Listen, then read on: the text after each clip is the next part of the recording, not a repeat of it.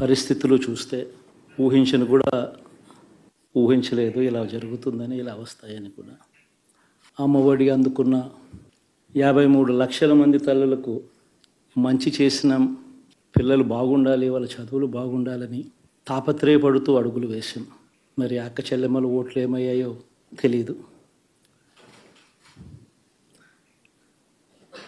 ఎంతో మంచి చేస్తూ అడుగులు వేసినా కూడా ఆ అవ్వాతాతలు చూపిన ఆప్యాయత ఏమైందో కూడా తెలియడం లేదు. మరి ఆ 1,05,00,000 మంది అక్క చెల్లెమ్మల ప్రేమాభిమానాలు ఏమయ్యాయో తెలియవు. చదువుల్లో ఎప్పుడూ చూడని మార్పులు తీసుకొచ్చాం. ఆ పిల్లలు, ఆ తల్లుల అభిమానం ఏమైందో కూడా తెలియదు. రాష్ట్రంలో చాలా విచిత్రంగా, అన్ప్రెడిక్టబుల్గా, అన్ప్రెసిడెంటెడ్గా ఈ ఎన్నికలు నిలిచాయి.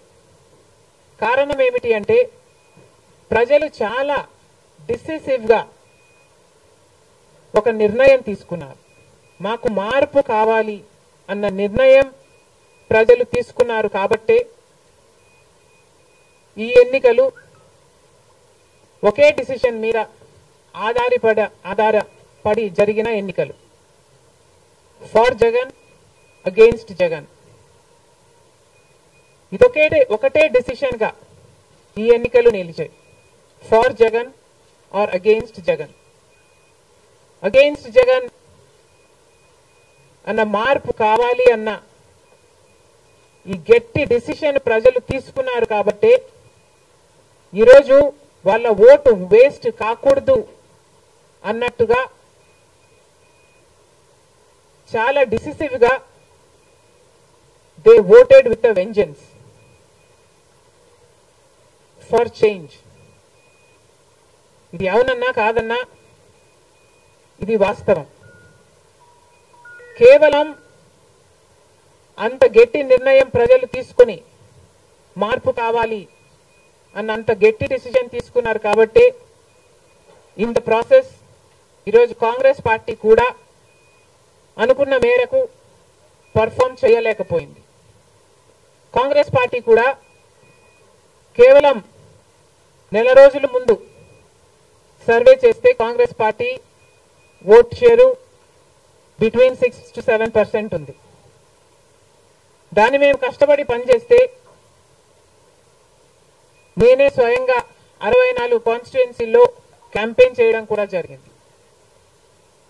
వీటన్నిటితో కనీసం 8% దాటుతుంది అని కాంగ్రెస్ పార్టీ ధీమాగా ఉంటే అది కూడా జరగలేదు. కారణం ఏమిటి అంటే ప్రజలు చాలా డిసిసివ్ గా వాళ్ళ ఓటు వేస్ట్ కాకూడదు, ప్రభుత్వం ఎలాగైనా మారాలి, మేము మార్చాలి అన్న డిసిషన్ తీసుకున్నారు. కాబట్టి ప్రజలు కాంగ్రెస్ పార్టీకి కూడా ఓటు వేయడానికి ఆలోచన చేయడం జరిగింది. ఏది ఏమైనా కాంగ్రెస్ పార్టీ ప్రజల గుండెల్లో స్థానం సంపాదించుకోవడం మొదలుపెట్టింది. ఇది ఇలాగే అంచెలంచెలుగా పెరుగుతూ పోతుంది. రాహుల్ గాంధీ గారి నాయకత్వంలో మేమందరం కూడా కష్టపడి పనిచేయడానికి సిద్ధంగా ఉన్నాం. అటు కేంద్రంలోనైనా ఇటు రాష్ట్రంలోనైనా కాంగ్రెస్ పార్టీకి మంచి భవిష్యత్తు ఉంటుందని 2029 కల్లా మేము ఒక మంచి పొజిషన్లోకి రాగలమని నమ్మకం మా అందరికీ ఉంది. ఈరోజు చంద్రబాబు గారు ముఖ్యమంత్రి ప్రజల తీర్పును గౌరవిస్తూ ఆయనకు మరొకసారి శుభాకాంక్షలు తెలియజేస్తుంది కాంగ్రెస్ పార్టీ. అలాగే చంద్రబాబు గారికి మరొకసారి గుర్తు చేస్తుంది కాంగ్రెస్ పార్టీ మన రాష్ట్రానికి రావాల్సిన ప్రత్యేక హోదా. ప్రత్యేక హోదా అన్నది ఆంధ్ర రాష్ట్ర ప్రజల ఊపిరి. 10 సంవత్సరాలుగా మోడీ గారు, బీజేపీ పార్టీ ప్రత్యేక హోదా విషయంలో ఆంధ్ర రాష్ట్రాన్ని, ఆంధ్ర ప్రజలను మోసమే చేశారు. 10 సంవత్సరాల క్రితము ఎలక్షన్లకు ముందు మోడీ గారు వచ్చినప్పుడు 10 సంవత్సరాలు ప్రత్యేక హోదా ఇస్తాము అని తిరుపతిలో మాట ఇవ్వడం జరిగింది మోడీ గారు. అప్పుడు చంద్రబాబు గారు చెప్పిన మాట 10 సంవత్సరాలు సరిపోదు, 15 సంవత్సరాలు కావాలి అన్నారు అదే సభలో. కానీ 10 సంవత్సరాలు గడిచిపోయినా కూడా ఈ రోజు వరకు కూడా బీజేపీ పార్టీ ఆ మాటను నిలబెట్టుకోలేదు. కానీ ఇప్పుడు చంద్రబాబు గారు మద్దతు ఇస్తున్నారు కాబట్టి బీజేపీ పార్టీ అధికారంలో నిలబడింది. ఈ విషయం మోడీ గారు గుర్తుపెట్టుకోవాలి. ఎందుకంటే ఈరోజు ఆంధ్ర రాష్ట్ర ప్రజల ఎన్నుకున్న ఎంపీలు కనుక బీజేపీ పార్టీకి చంద్రబాబు గారు మద్దతు ఇవ్వకపోయి ఉంటే అసలు బీజేపీ పార్టీ అధికారంలో ఉండే ప్రసక్తే లేదు. ఈరోజు బీజేపీ పార్టీ అధికారంలో ఉంది అంటే దానికి కారణం ఆంధ్ర రాష్ట్ర ప్రజలు అని మోడీ ఇప్పటికైనా గమనించాలి. చంద్రబాబు గారికి మరొకసారి గుర్తు చేస్తున్నాం, చంద్రబాబు గారు బీజేపీ పార్టీతో ఎలక్షన్లకు ముందు పొత్తు పెట్టుకుంటున్నప్పుడే కాంగ్రెస్ పార్టీ పదే పదే చెప్పడం జరిగింది, ఒక్క మాట అయినా తీసుకోకుండా, కండిషనల్ సపోర్ట్ అయినా మీరు ఎక్స్టెండ్ చేయకుండా, మీరు బేషరతుగా స్పెషల్ స్టేటస్ అన్న కండిషన్ పెట్టకుండానే మీరు బీజేపీ పార్టీకి ఎందుకు అలయన్స్ పెట్టుకున్నారు చంద్రబాబు గారు అని అప్పుడు ప్రశ్నించడం జరిగింది. ఇప్పుడు మళ్ళీ బీజేపీ పార్టీ చంద్రబాబు గారిని డిమాండ్ చేస్తుంది. ఇప్పుడు మళ్ళీ కాంగ్రెస్ పార్టీ చంద్రబాబు గారిని డిమాండ్ చేస్తుంది. బికాస్ మీరు ఇచ్చిన ఎంపీల వల్ల ఆంధ్ర రాష్ట్ర ప్రజలు ఎన్నికైన ఎంపీలను మీరు బీజేపీ పార్టీకి ఇచ్చారు కాబట్టి ఈరోజు బీజేపీ పార్టీ అధికారంలో ఉంది కాబట్టి చంద్రబాబు గారు ఈ విషయాన్ని గుర్తుపెట్టుకొని ఇప్పటికైనా మొండి పట్టైనా సరే స్పెషల్ స్టేటస్ అన్నది ఆంధ్ర రాష్ట్రానికి అవసరం కాబట్టి ఇప్పటికైనా స్పెషల్ స్టేటస్ మీద చంద్రబాబు గారు సీరియస్ గా వర్క్ చేసి ఇది సాధించుకు రావాలి అని కాంగ్రెస్ పార్టీ ఆంధ్ర రాష్ట్ర ప్రజల తరఫున డిమాండ్ చేయడం జరుగుతుంది. ఒక స్పెషల్ స్టేటసే కాదు, పోలవరం ప్రాజెక్టు కూడా ఉంది. పోలవరం ప్రాజెక్టుకు చంద్రబాబు గారు 2 రోజుల క్రితం వెళ్లడం జరిగింది.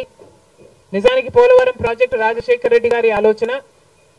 2004లోనే రాజశేఖర రెడ్డి గారు 10,000 కోట్లతో 20 లక్షల ఎకరాలకు నీళ్లు ఇవ్వాలి అని తలపెట్టిన ప్రాజెక్టు పోలవరం ప్రాజెక్టు.